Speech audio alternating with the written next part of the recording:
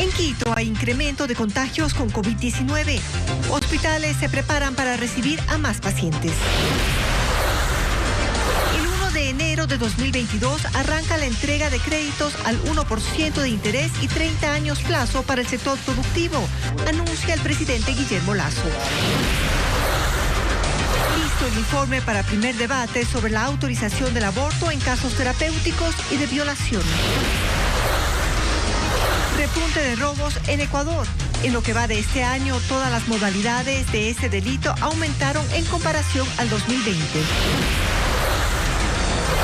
Con un disparo en la cabeza, un hombre fue asesinado a pocos metros de donde agentes investigaban otra balacera en el Guasmo Sur. Las noticias en Televistazo con Gabriela Baer.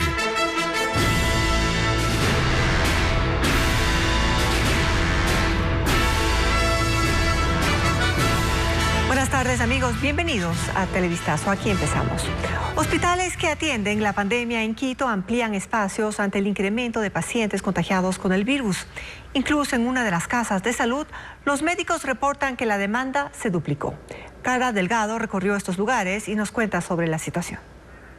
Con el pasar de las semanas, la situación epidemiológica en Quito genera preocupación. En apenas 8 días, el Hospital IES Quito Sur abrió un espacio más para atender a pacientes contagiados. Es un aumento claro y franco.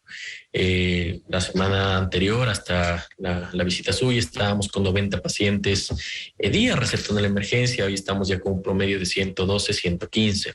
Pero no es el único. También el Hospital Pablo Arturo Suárez incrementó camas frente a la demanda de pacientes positivos con el virus. Hace un mes tenían apenas 11 camas en hospitalización. Hasta el día de ayer, que aumentó un poco, ahora tenemos 23 pacientes en la hospitalización COVID, así que aumentamos 5 camas más.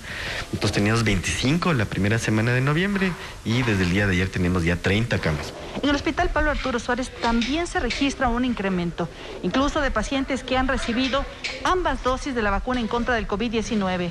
Luis es uno de ellos. A pesar de estar inmunizado, se contagió y terminó en terapia intensiva. Pero por casos de la vida me contagié no sé dónde y me contagié, y pasé a este estado crítico que me encontré. Estoy acá desde el 13 de noviembre. Los médicos afirman que la vacuna sigue siendo efectiva. Sin embargo, los cuidados de la gente frente al virus dejó de ser el mismo. La gente, como se siente vacunada, segura, deja de ponerse mascarilla, no hay distanciamiento, etcétera. Entonces, hace que se puedan contagiar. En Quito, hasta el 1 de diciembre, el Ministerio de Salud reportó más de 181,000 contagios desde el inicio de la pandemia. El aeropuerto de Guayaquil reforzó los protocolos de bioseguridad ante la amenaza de la variante Omicron. Desde anoche se registró gran flujo de pasajeros que llegaron del extranjero sin sus pruebas negativas de COVID-19. Sin embargo, brigadas del Ministerio de Salud realizaron las pruebas a quienes no lo tenían.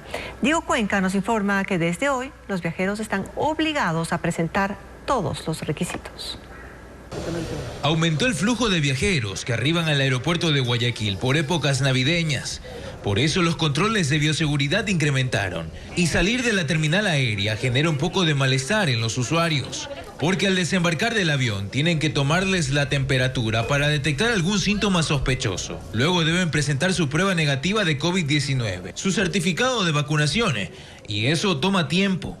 Julio Barrientos llegó desde México y tuvo que someterse al proceso ante la amenaza de la variante Omicron. Para el vuelo internacional nos pidieron prueba PCR negativa y también tenemos nuestro esquema de vacunación completo.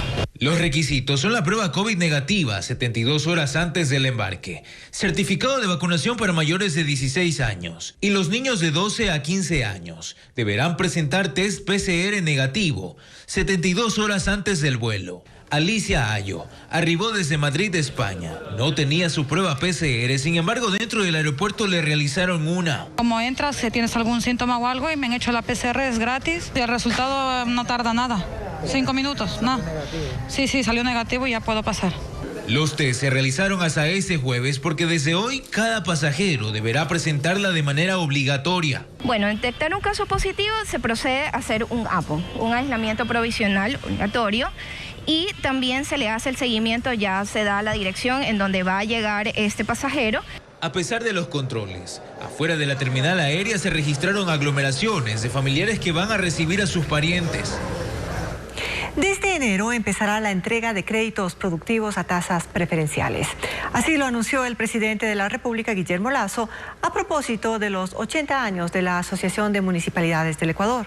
En ese encuentro, el mandatario también indicó que el gobierno busca reducir la deuda que mantiene con los gobiernos autónomos descentralizados. A propósito de los 80 años de la Asociación de Municipalidades del Ecuador, el presidente de la República le contaba a los alcaldes que si no está al día con la deuda que mantiene el Estado con los gobiernos autónomos descentralizados, no es porque no quiere, sino porque le falta plata. Quiero manifestarles que tenemos la mayor voluntad de resolver la deuda a los municipios, cuya mayor parte es una deuda heredada de gobiernos anteriores. Desde este mes empezaremos a cancelar los atrasos por la devolución del IVA. También les dijo que se abrirán líneas de crédito, sobre todo para proyectos de agua potable y saneamiento, y que eso se viene ya.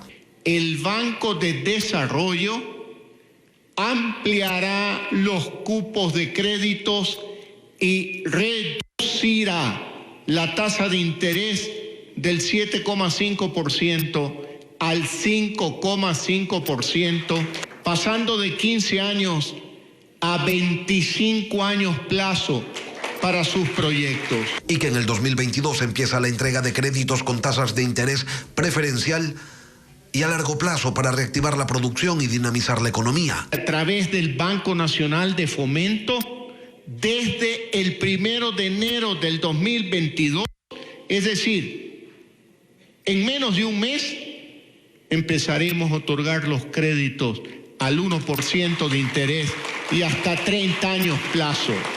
El jefe de Estado ratificó que las puertas del Palacio de Gobierno están abiertas para los alcaldes del país, así como su voluntad para solucionar juntos los problemas de la gente.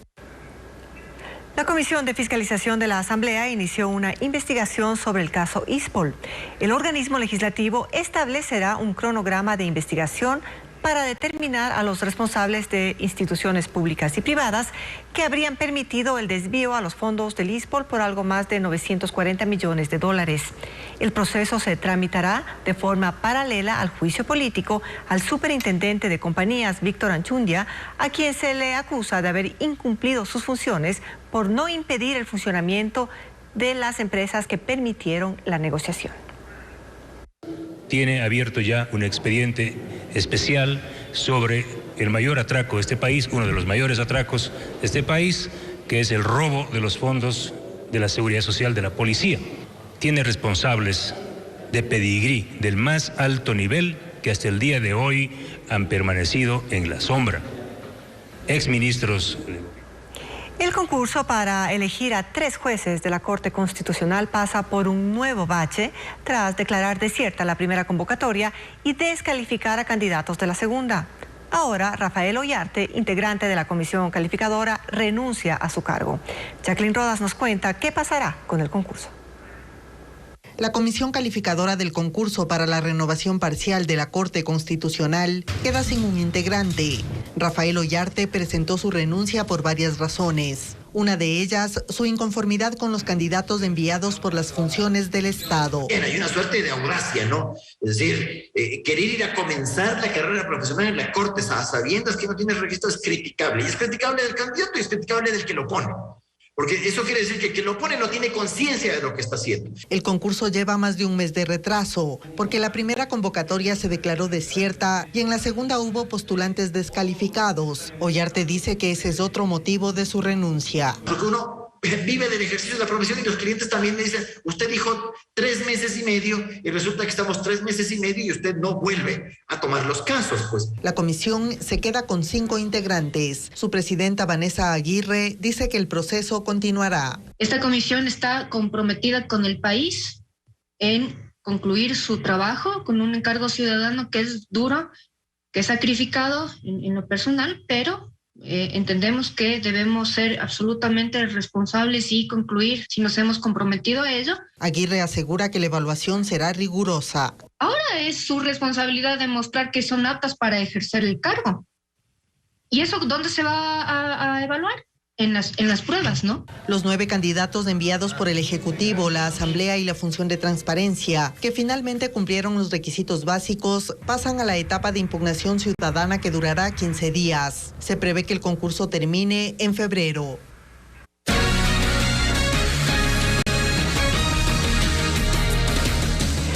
Repunte de robos en Ecuador. En lo que va de este año, todas las modalidades de este delito aumentaron en comparación al 2020. Guayas, Pichincha y Los Ríos lideran las denuncias, según un informe de la Fiscalía que señala entre los delitos más cometidos el robo a personas, vehículos y viviendas. Fernando Terranova nos preparó un informe. Con un cuchillo me agredieron por robarme un simple teléfono. Lo de la inseguridad no es solo una percepción, lo corroboran los datos. El informe más reciente de la Fiscalía General del Estado, que cuantifica las denuncias de robo, arroja que han aumentado en relación con el año anterior. El ranking de delitos más cometidos lo lidera el robo a personas. Entre enero y octubre del año pasado hubo más de 16.000 denuncias y en el mismo periodo de este año se han denunciado más de 20.000, es decir, un aumento de más del 25%. Lo preocupante es la modalidad, pues 8 de cada 10 robos a personas son asaltos, en muchos casos violentos. El segundo tipo de robo más cometido a escala nacional es el de motos. En 2020 hubo 5.444 y en 2021 más de 7.000, un 30% adicional.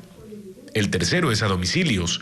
El año pasado se registraron 5.925 y este ya van 6.652, 12.3% más. Vale aclarar que, aunque en general las denuncias de robo han incrementado, siguen siendo menores a las registradas antes de la pandemia, a excepción, eso sí, del robo de carros y de motos. Las denuncias por esos dos delitos este año superan incluso a las de 2019. Cifras que a la larga se reflejan en la cotidianidad. No tenemos a nadie que nos cuiden, nos vigilen en las mañanas, que todo mundo sale a sus trabajos. Golpe al narcotráfico. En Tulcán, en la provincia de Carchi, autoridades detectaron un camión que trasladaba 280 paquetes de droga. El cargamento estaba oculto en un doble fondo del vehículo.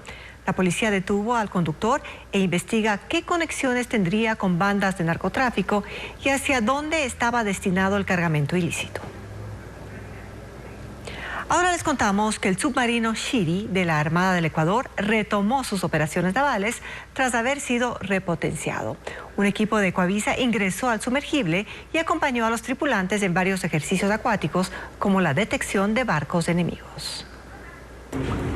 Salimos en una lancha guardacostas desde Manta, en la provincia de Manabí, para llegar hasta el submarino Shiri, que ha retomado las operaciones de control en alta mar tras una repotenciación ejecutada en el 2020. La nave, de origen alemana, tiene ya 44 años de servicio en Ecuador y hoy se suma nuevamente a las labores de vigilancia contra los delitos en la costa ecuatoriana. No ha zarpado sino en un tiempo perentorio de 2 años. Entonces, en este momento estamos actualizándonos para cumplir con todas las operaciones establecidas por el mando naval. Se divide en áreas de torpedo, comando de control, central y máquinas. Además tiene espacios de cocina, baños, camarote del capitán y las zonas de descanso para el resto de la tripulación, donde hay literas. Aquí navegando se guarda cada 3 horas, 5 horas. Aquí no hay descanso para uno. ¿Sí? Ya uno se enseña a dormir pocas horas y aquí. Se convive de diferentes maneras. Después de un zafarrancho hay espacios para una lectura, para algo de humor. La misión de la tripulación es combatir delitos como el narcotráfico, pesca ilegal y otros. Desde aquí conocimos cómo se realizan las tareas de vigilancia y observamos cómo se ejecutaba un ensayo de ataque en alta mar. En este caso se simuló la detección de una corbeta militar que debía ser derribada. Pero bajo el agua la exploración depende básicamente de las señales acústicas, es decir, que se capta el sonido de cualquier embarcación, desde las pesqueras hasta las que trasladan droga. El almirante John Merlo, comandante de operaciones navales, explica que es la experticia de los operadores la que ayuda a determinar una alerta. Esta fase de traqueo, que es una fase larga, permite determinar cuál es la acción de lo que está haciendo y el acercamiento del submarino hacia ese contacto. Si existen rumbos evasivos, cambios drásticos de rumbo, que normalmente en buques pesqueros no se ve, da a entender que hay alguna actividad adicional. Así vigilante se mantiene este equipo que nos llevó a recorrer hasta 100 metros de profundidad del Pacífico. Nosotros nos retiramos, pero ellos continuarán en operaciones hasta el 15 de diciembre, fecha en que la tripulación regresará a tierra para abastecerse y así emprender una nueva misión. Esta mañana se confirmó que Andrés Vallejo recibió el beneplácito del gobierno español para ser el nuevo embajador de Ecuador en esa nación. Vallejo tiene una amplia experiencia en la palestra política. Fue expresidente del Congreso en 1986. Además, fue titular del Ministerio de Gobierno durante el periodo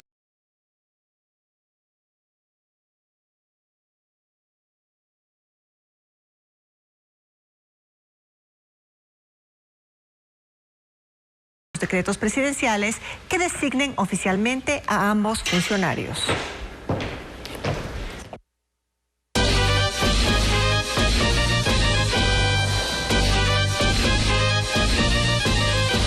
Quito, 487 años de fundación.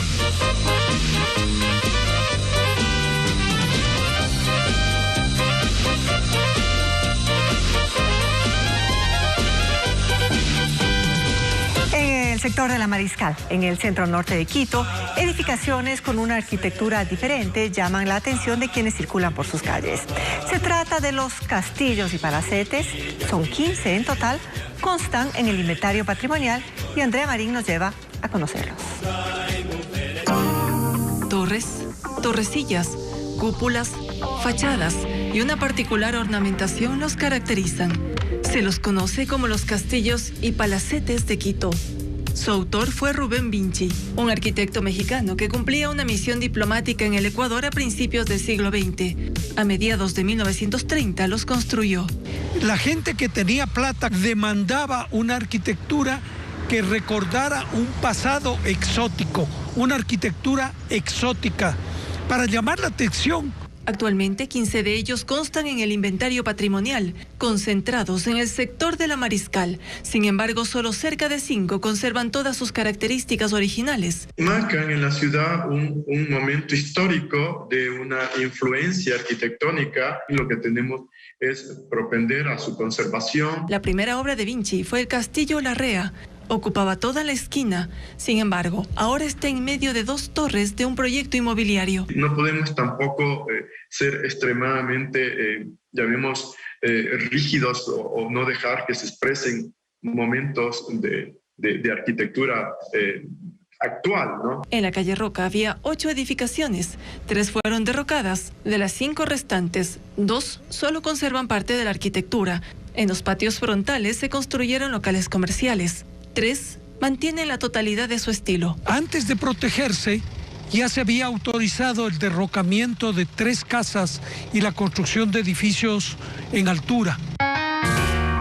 Uno de los castillos, desde hace más de 30 años funciona como hotel. Fue restaurado y sus características son atractivas a la vista. La idea es mantenerla intacta, ¿no? Que se vea el resplandor como una joya de Quito. Esta casa tiene el estilo de una mezquita, conserva sus arcos originales, tiene 3 cúpulas y más de 100 años de edificada. Otro palacete de estilo similar se lo conocía como el Patio Parado. Fue residencia de Rubén Vinci. También está este castillo que ha sido sede de varios partidos políticos. Algunos tienen uso comercial, otros son residencias y hay los que se encuentran en abandono. Pero todos son testimonio de una época y forman parte de la cotidianidad de la capital.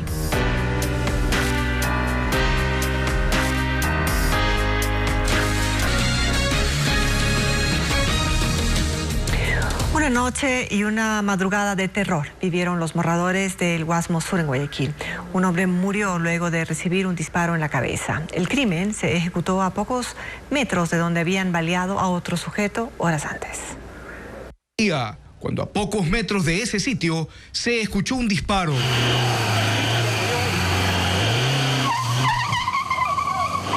Los uniformados corrieron a ver qué ocurría Y al llegar a la esquina encontraron a un hombre tirado en el piso con un disparo en la cabeza. Ocurrió en la avenida Abdón Calderón, en el Guasmo Sur de Guayaquil. Ahí moradores del sector ayudaron a subir a la segunda víctima a un patrullero para que la lleven a un hospital.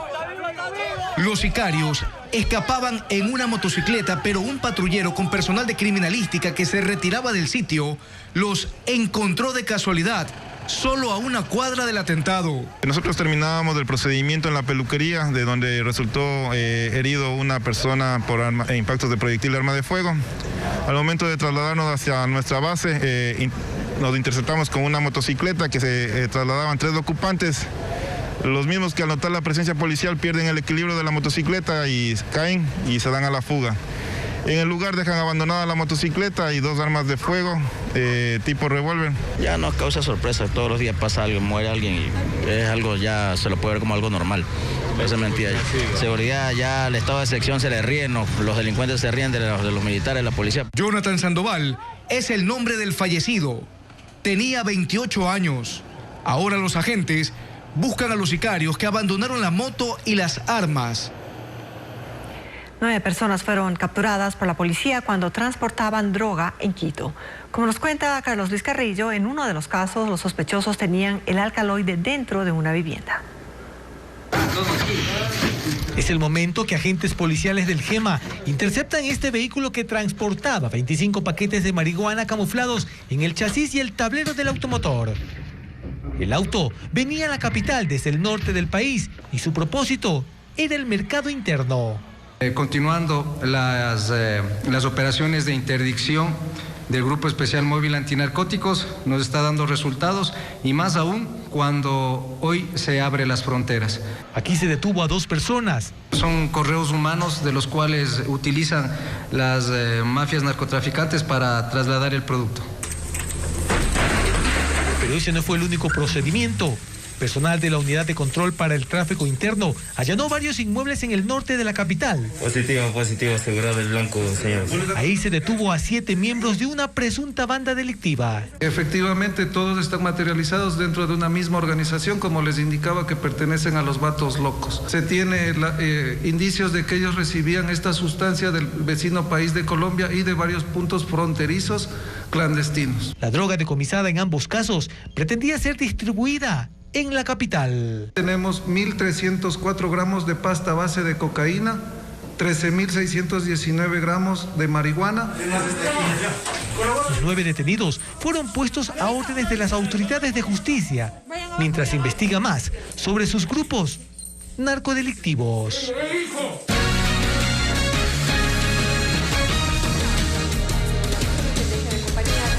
El inicio de la liquidación forzosa de la Cooperativa de Ahorro y Crédito Juan de Salinas, ubicada en Sangolquí, en la provincia de Pichincha, y con 50 años de funcionamiento. Este jueves los socios se concentraron en los exteriores de la entidad buscando recuperar sus depósitos. Los socios llegaron este jueves y encontraron las puertas cerradas. La Cooperativa de Ahorro y Crédito Juan de Salinas del Cantón Rumiñahui está en proceso de liquidación forzosa. Esto fue resuelto por la Superintendencia de Economía Popular y Solidaria por incumplimiento de indicadores de solvencia inferiores al 50% del nivel mínimo requerido. A Alejandra Vargas le preocupa, pues allí habría confiado el sueldo de su madre. La verdad nos sentimos mal y más que todo mi mami también está pasando un mal momento porque como usted dice no pasan las navidades y todo y ahora nadie nos da una respuesta. ¿Qué va a pasar? En la reja se leía 2 comunicados. Uno anunciaba los datos de la liquidadora designada por la superintendencia. A los usuarios se les informó que debían llenar un formulario para que la corporación de seguro les reembolse sus depósitos, pero solo hasta un monto de $5,000, lo que no sería suficiente para Vinicio. Me van a dar 5,000 y me dice que el resto hay que esperar. ¿Esperar qué? ¿No? Dice que no tiene los activos. En su página web, la cooperativa informó que fue constituida el 27 de diciembre de 1968. En su visión anunció, en 2022 seremos una de las 10 cooperativas más reconocidas del segmento 2. Ahora tienen en zozobra a sus clientes. Es algo impactante saber de que una cooperativa que se creía de que estaba bien termina quebrado por falta de liquidez. Es decir, no hay dinero en la cooperativa. La resolución señala que el proceso de liquidación durará hasta 3 años. Solicitamos una entrevista a la Superintendencia de Economía Popular y Solidaria y no nos fue concedida. La Comisión de Justicia de la Asamblea emitió el informe para el primer debate de la ley que permitirá el aborto en casos de violación. El documento será la base para el debate, aunque antes de eso ya genera polémica, pues no establece hasta qué momento del embarazo se permitirá el aborto y tampoco determina otros requisitos para esta práctica.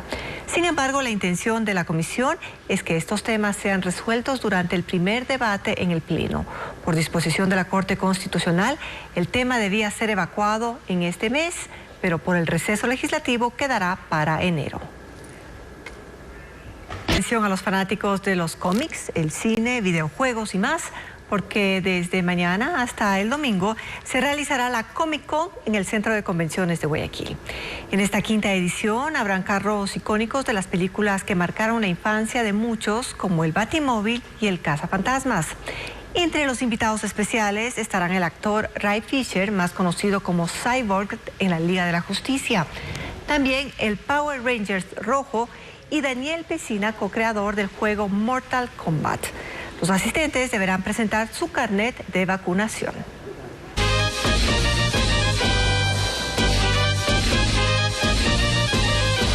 Quito, 487 años de fundación. Las leyendas forman parte de nuestra cultura y marcan la identidad de nuestra capital. Carlos Luis Carrillo en el siguiente informe nos presenta aquellas historias que se han convertido en leyendas. Quito, la carita de Dios, es una ciudad llena de historias. Como la del padre Almeida en el convento de San Diego en el siglo XVII.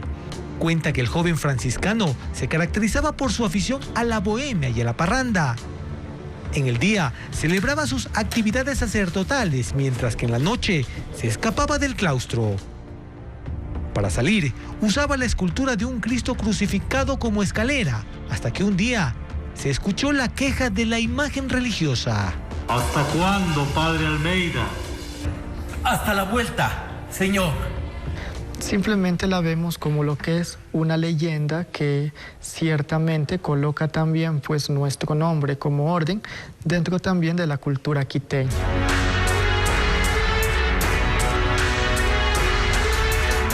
Existen otras leyendas místicas, como la de la Condesa, una hermosa dama de la aristocracia europea que vivía en una elegante villa en el tradicional barrio de la Loma Grande. Por su belleza, la condesa era pretendida por elegantes caballeros que acudían a su casa. Hubo una vez un comisario que se infiltró a una de las fiestas y descubrió que la condesa sacrificaba a estos jóvenes guapos para que ella obtuviera, claro, de almas más belleza, más dinero, porque era una mujer tan hermosa que, por decirte, jamás envejecía. Otra de las leyendas de Quito se narra aquí, en el tradicional barrio de El Tejar, en donde el personaje es un joven estudiante. Juan, quien le gustaba portar una capa, estaba preocupado porque sus zapatos se dañaron y no tenía dinero para reemplazarlos. Fue ahí cuando uno de sus compañeros lo ayudó con dinero, pero a cambio debía cumplir un reto. Era entrar a medianoche al cementerio del Tejar y clavar un clavo en la tumba de la que había sido su novia. Ella se había suicidado porque él la engañó y en esa época el suicidio era castigado. No tenían la bendición de los sacerdotes y eran sepultados de pie como castigo. Mientras cumplía el reto, pedía perdón por el daño que le hacía a su amada. Cuando intentó retirarse no pudo salir, pues algo sujetaba su capa. El susto fue tal que pensó que su novia se lo quería llevar. Así cayó muerto al pie de la tumba. Quito cuenta con una serie de historias que se hicieron leyendas de tanto contarlas y que ahora forman parte de la identidad de la carita de Dios. Les contamos ahora que el Centro Ecuatoriano Norteamericano capacitó a comerciantes del mercado San Francisco de Quito. 96 horas de inglés para facilitar la atención a los clientes. Alex Ceballos estuvo con las nuevas caseritas bilingües. A partir de esta semana, las caseritas incluyeron un valor agregado en sus productos: el inglés. Good morning, vegetable, live, cucumber, Pepper, onion, tomatoes. Rose. Durante 96 horas, el Centro Ecuatoriano Norteamericano capacitó a 25 comerciantes del mercado San Francisco en el centro de Quito. Nosotros cumplimos con nuestra misión de hermanar los lazos de amistad entre las dos culturas de Ecuador y Estados Unidos, pasando de nuestro objetivo de enseñanza del idioma inglés. White eggs, brown eggs. Each costs 5 cents each. Un inglés básico, práctico, que les permita atender a los clientes extranjeros que llegan a este centro de abastos. Un proyecto que queremos planificar con ellos para que lo sigan practicando y no se olviden, porque cualquier idioma, sea el español, el inglés o cualquiera, si no se practica se olvida. La edad no importó. El objetivo es que todas aprendan. Las caseritas pusieron empeño y continúan practicando. Tampoco olvidan su lengua natal. Machuticangi, Jaikalulum. ¿Usted ya sabe 3 idiomas ya? Ya soy trilingüe. Es complicado, pero dándole mucho ímpetu se puede aprender. Que el idioma no sea un impedimento a la hora de saludar a un cliente y hasta cantarle. Only for a moment and the moment song. Aplausos, por favor, muy bien. Muy bien. My name is Rosalía Bonilla. ¿A quién le dedicó esa canción? A mi hijo, a my son. De esta manera, el idioma extranjero ya no es un obstáculo. Y si usted viene al mercado San Francisco, aliste el idioma, porque las promociones están very good. Y seguro estas caseritas causarán mucha simpatía entre los clientes extranjeros. Despedimos, amigos, recomendándoles que si van a festejar a Quito, lo hagan con moderación y con medidas de bioseguridad. Más noticias esta noche a las 19 horas. Buenas tardes.